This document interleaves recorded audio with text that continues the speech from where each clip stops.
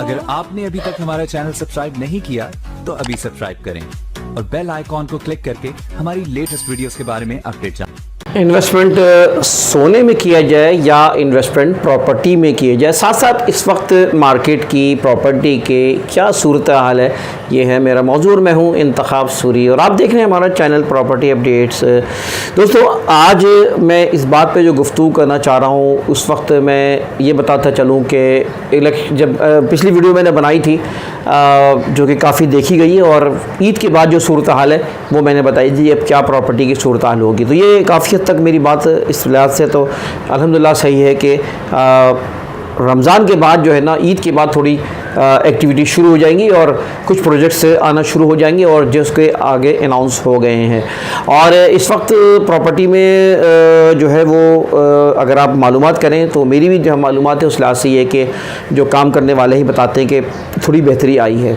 बहुत ज़्यादा बेहतरी अभी नहीं आई है, लेकिन पहले के मुकाबले में बेहतरी आई है। वजह यह है कि अभी ज़ाहिर है कि बहुत से पाकिस्तानी जो पाकिस्तान से बाहर होते हैं वो आए हैं, और जो रमज़ान के वजह से फ़ैसला जो है वो उसमें पोस्टपोन कर देते हैं, तो अब वो फ़ैसले का वक्त भी उनके लिए आ गया है और वो जेन्युइन बायर भी जो इस वक्त मार्केट में आए हैं। और बहुत से ऐसे लोग जो कि ज़ाहिर प्रॉपर्टी का ही काम करते हैं तो उन्होंने प्रॉपर्टी ही में ही रहना होता है, तो अब कुछ बेहतरी आई है। लेकिन मैं आपको ये बताता चलूँ कि बेहतरी आएगी मज़ीद। इसकी दो तीन वजूहात ये हैं कि एक तो अभी रमज़ान ख़त्म हुए, अभी मुहर्रम आएगा, तो मुहर्रम के बाद कुछ उम्मीद होती है। आमतौर पे आप देखें जितने भी पाकिस्तानी बिज़नेस हैं, मुहर्रम के बाद कुछ बेहतरी आती है, तो प्रॉपर्टी में भी मुहर्रम के बाद इंशाल्लाह ताला बेहतरी आने की उम्मीद है। साथ साथ जून जुलाई आ रहा है, जून जुलाई में ओवरसीज़ पाकिस्तानी विज़िट करते हैं, वापस पाकिस्तान आते हैं और छुट्टियों में मौका मिलता है उनको, तो इससे भी असरात पड़ते हैं क्योंकि बहुत बड़ा हिस्सा पाकिस्तान की इकॉनमी पे वो उसका ताल्लुक़ ख़ासकर प्रॉपर्टी पे वो ओवरसीज़ पाकिस्तानी भाई हैं हमारे, जो कि वो यहाँ पर वो पैसा लगा रहे हैं, लगाते हैं। और अभी साथ साथ एक और बात अच्छी खुशखबरी ये है कि इस वक्त इलेक्शन से पहले जो मामला चल रहे थे, यानी अभी जो पिछले अरसे में एक झगड़ा था कि यानी इमरान खान जो है बज़िद थे इस बात पे कि वो किसी चीज़ को नहीं मान रहे थे, अब तो नेगोशिएशन पे आए हैं, तो नेगोशिएशन होना वो एक अच्छी बात है। दूसरी तरफ भी जो अब गवर्नमेंट है वो भी एक अना का मसला बनाती आई है, लेकिन अब यह है कि दोनों के टेबल टॉक शुरू हो गई है और इम्कानात ये है कि इंशाल्लाह आम इंतखाबात हो जाएंगे। तो थोड़ा सा जो माहौल में गर्मी थी वो माहौल गर्म है, वो उसमें कमी आई है। उस गर्म माहौल के कम होने की वजह से ज़ाहिर है कि एक लोगों को उम्मीदें पैदा हुई हैं कारोबार में, जो एक गैर यकीनी कैफियत है जो कि एक किल करती है कारोबार को और नुकसान पहुंचाती है, वो उसमें जो है कमी आई है। तो अगर इलेक्शन के अनाउंस हो जाते हैं तो और अच्छा हो जाएगा।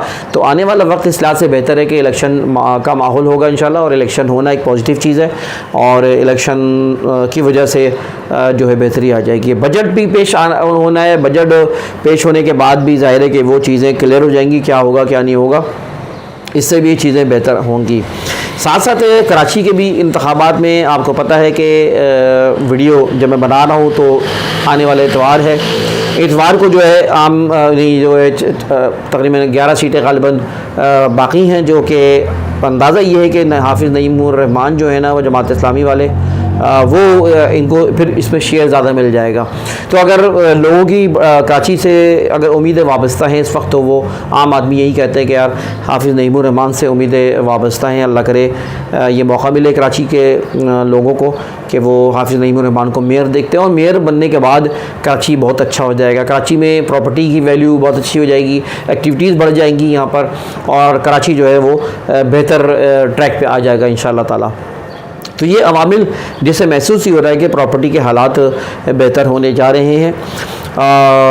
कितने बेहतर होंगे ये इस वक्त कोई नहीं कह सकता। सब मतलब वीडियो बना रहे हैं, फेंक रहे हैं बड़ी बड़ी बातें, लेकिन ये सब जो है ना बस ऐसी फेंकने वाली बातें। लेकिन मैं समझता हूँ कि थोड़ा सा वापस मार्केट आ सकती है।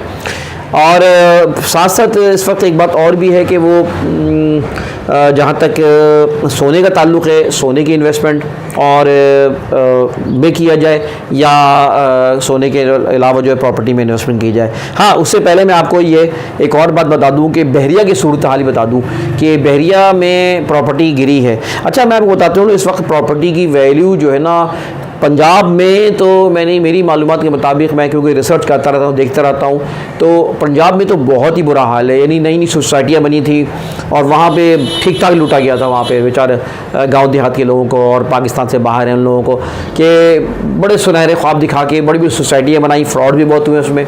तो पंजाब में, इस्लामाबाद में अतराफ़ी सोसाइटियाँ जो ना अच्छी बनी है, लेकिन जितनी भी सोसाइटियाँ जो कि सिर्फ प्लॉट्स वाले मामलात थे, तो उसमें प्रॉपर्टी की वैल्यू बहुत गिर गई है। 40% तक गिर गई, 50% तक गिर गई है वैल्यू, जबकि कराची में ऐसा नहीं हुआ है। कराची में भी वैल्यू नीचे आई है, इसलिए कि जो है ना वो कराची में जो है डिमांड ज़्यादा है, और वहाँ डिमांड से ज़्यादा डिमांड इतनी थी नहीं, लेकिन सोसाइटियाँ दबा के बना दी गई हैं और वहाँ पे जो है लोगों को मतलब रिहाइश की इतनी प्रॉब्लम नहीं थी। जबकि कराची में आबादी बहुत ज़्यादा है, 3 करोड़ प्लस आबादी है, और वहाँ पे जो है ना चंद लाखों के पास जो है ना वो मकानात हैं, और यहाँ पर जो है ना वो अब नई सोसाइटियों में वो डेवलपमेंट जारी है, काम भी कर रहे हैं लोग, और वहाँ पे लोगों की रिहाइश भी होगी। तो इस लिहाज से उनका जो है ना बहुत कई सोसाइटी ऐसी जिसमें उनको फ़ायदा पहुँचेगा, और अभी कई सोसाइटीज़ ऐसी हैं जो कि डेवलपमेंट नहीं हुई है लेकिन उसके प्राइस स्टेबल हैं। लेकिन बहरहाल सब जगह ऐसा नहीं है, और इस वक्त प्रॉपर्टी में इन हालात में जब प्रॉपर्टी की वैल्यू जो गिरी, बेसिकली वो उसकी 2 बड़ी वजूहात रही हैं। एक तो जब नवाज़ शरीफ की जो गवर्नमेंट आई, उसने जो है ना वो जो पॉलिसी वो लाई है, उस पॉलिसी की वजह से जो है वो जो टैक्सेस की पॉलिसी और गवर्नमेंट ने जो लगाई, तो उसकी वजह से ज़ाहिर है कि ये पैसा रोक लिया गया। इन्वेस्टर याद रखें, जब भी हाथ खींच लेता है ओवरसीज़ पाकिस्तानी जब हाथ खींचते हैं तो वो यकीनन, तो जब बजट आया तो उस वक्त क्या हुआ कि ओवरसीज़ पाकिस्तानियों ने हाथ खींचा और उसकी वजह से जो है वो प्रॉपर्टी नीचे आ गई, क्योंकि बहुत बड़ा फ़र्क इन्वेस्टर्स का ही होता है। साथ साथ अब हालात जो पाकिस्तान के बदले हैं, डॉलर्स की जो फ्लक्चुएशंस है और पैसे की रुपये की डिवैल्यू हो रहा है, गिर रहा है, तो अब ओवरसीज़ पाकिस्तानी अब पैसा नहीं लगा रहे, प्रॉपर्टी नहीं ख़रीद रहे हैं। ये भी एक बड़ी वजह है कि प्रॉपर्टी का हाल जो है इस वक्त बुरा है। साथ साथ आपको ये भी बताता चलूँ कि इस वक्त मैं बता ही रहा था कि कराची की प्रॉपर्टी फिर भी इतनी बुरी हालात में नहीं रही है, लेकिन बिल्ड प्रॉपर्टी का फिर भी जो अंदाज़ा हुआ इस दफ़ा कि वो इंसान के लिए फ़ायदेमंद रहती है। लेकिन जो आबाद इलाके हैं बहुत ज़्यादा महंगे हो गए, लोगों की सकत में नहीं है, इसलिए हम भी एडवाइस करते हैं कि कुछ ऐसी सोसाइटी जो कि करीब मुस्तक़बिल करीब में जो है वो वैल्यू दे जाएगी, तो उसमें उनको फ़ायदा हो जाएगा। वैसे आपको बताते चलूँ कि प्रॉपर्टी में कभी नुकसान नहीं है, अगर कागज़ात सही होना, चीज़ सही हो, तो आपको कभी नुकसान नहीं देती। तो इस लिहाज से मैं कहने वाला हूँ कि आगे जो है वो जो आगे आने वाले हालात हैं उसमें जो है वो चीज़ फ़ायदा दे जाएगी। अच्छा, अब लोगों की राय बनने लगी है। बाज़ मैं देखता हूँ यूट्यूबर्स या एडवाइज़र ये कहते हैं कि यार तुम बस आबाद जगहों पे इन्वेस्टमेंट करो, जो बिल्ड प्रॉपर्टी है उस पर इन्वेस्टमेंट करो, लेकिन मैं नहीं इस पर मानता। अभी आजकल के हालात के लिहाज से तो ये हुआ है और बैड एक्सपीरियंस भी हुआ है, लेकिन उससे पहले ये सोचे कि गुड एक्सपीरियंस भी था। लोगों ने प्लॉटों में इन्वेस्टमेंट में अच्छा कमाया, फ़ायदा हुआ। तो ये हमेशा के लिए एक रूल नहीं है। ये अगर आप सही फ़ैसला करें, लेकिन आपको अच्छी ग्रिप हो ना, तो आपको ये सही आपको रास्ता मिल सकता है। हमारी वीडियोस देखें, इंशाल्लाह हम वक्तन आपको एडवाइस करते रहते हैं। ये बहरिया के ऊपर मैं थोड़ी बात करना चाह रहा हूँ। बहरिया की प्रॉपर्टी इस वक्त जो है ना वो नीचे आई है, बहुत नीचे आई है। 30-40%, 50% भी प्रॉपर्टी नीचे आई है। लोग अभी भी बहरिया में काम करने वाले कहते हैं नहीं बस ये बाइंग टाइम है और अभी वेट करें, अच्छे हालात आने वाले। लेकिन बहरिया के हवाले से मैं मुतमईन नहीं हूँ। मैं मतलब ये कि इस खुश फहमी में नहीं हूँ कि वो अभी मुस्तक़बिल करीब में उसको फ़ायदा पहुँचेगा। बहरिया का अभी टाइम लगेगा। मैं समझता हूँ 3-4 साल लगेंगे बहरिया की मार्केट को वापस आने में, मेरा अंदाज़ा ये है। इसलिए कि ओवर सेलिंग हुई थी बहरिया में, लोगों को सौदाबाज दिखाए गए थे, एकदम लोगों ने पैसा लगा दिया।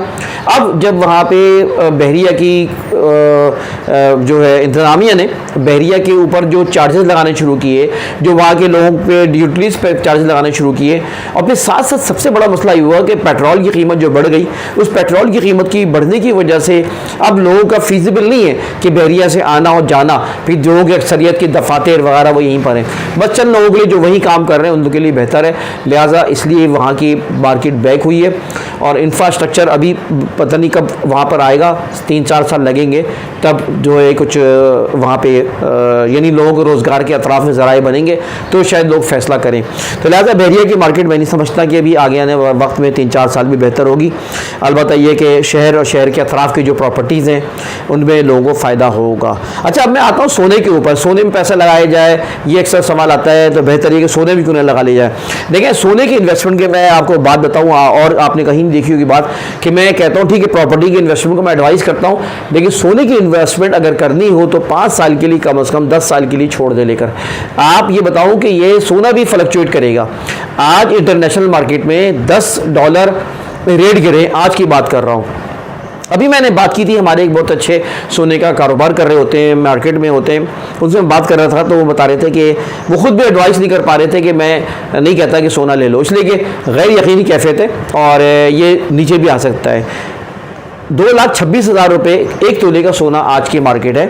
और हम बताएं कि इंटरनेशनल मार्केट बहुत डिस्टर्ब हो रही है, जंग है। इसके अलावा अमेरिका की भी जो मार्केट है इस वक्त जो है ना, वहाँ पे प्रॉब्लम्स आई है, फाइनेंशियली प्रॉब्लम्स आई है, बैंक्स प्रॉब्लम्स में आए हैं, और ये कि उसकी वजह से भी गैर यकीनी कैफियत इंटरनेशनली है। तो मैं ही कह सकता हूँ कि इस वक्त सोने की इन्वेस्टमेंट में आप करें, लेकिन शॉर्ट टाइम का ना सोचें। शॉर्ट टाइम कुछ भी नुकसान हो सकता है। 10 साल लेके छोड़ दें, 5 साल 10 साल तो आपको फ़ायदा पहुंचाएगा। फिर सोने को रखना, सोने को हिफाजत करना, उसको रखना, आप बैंक में रखें, उसके पैसे दें। घरों में जो है डकैतियाँ हो जाती हैं, लूट जाते हैं। सोना जो है ना वो बहरहाल इस लिहाज से मैं कहता हूँ कि शॉर्ट टर्म का बिल्कुल ना सोचें। प्रॉपर्टी एक ऐसी चीज़ है जो कि कागजात सही हो तो कभी आपको नुकसान नहीं देगी। हाँ, शॉर्ट टाइम अभी भी ना सोचें प्रॉपर्टी में। शॉर्ट टाइम के तरीक़ेकार दूसरे वो मेरी वीडियोस मौजूद है, लेकिन आम आदमी की मैं बात करूँ तो वो ज़ाहिर लेके रख लेता है और सोचता है कि 6 महीने, साल, 2 साल, नहीं, ये ना सोचें। आप फिर लॉन्ग टाइम सोचें तो आपको उसका फ़ायदा हो सकता है। प्रॉपर्टी में भी यही है कि 5 साल के ऊपर आपको अच्छा फ़ायदा हो जाएगा। अलबत्ता अपॉर्चुनिटीज़ तलाश करें, कोई अच्छी चीज़ मिल जाती है उठा लें, बेच दें, ये फ़ायदा प्रॉपर्टी में। लेकिन प्रॉपर्टी के बताऊं कि प्रॉपर्टी की चीज़ अगर पड़ी हुई है तो पड़ी हुई है, उसको आपको नुकसान नहीं है।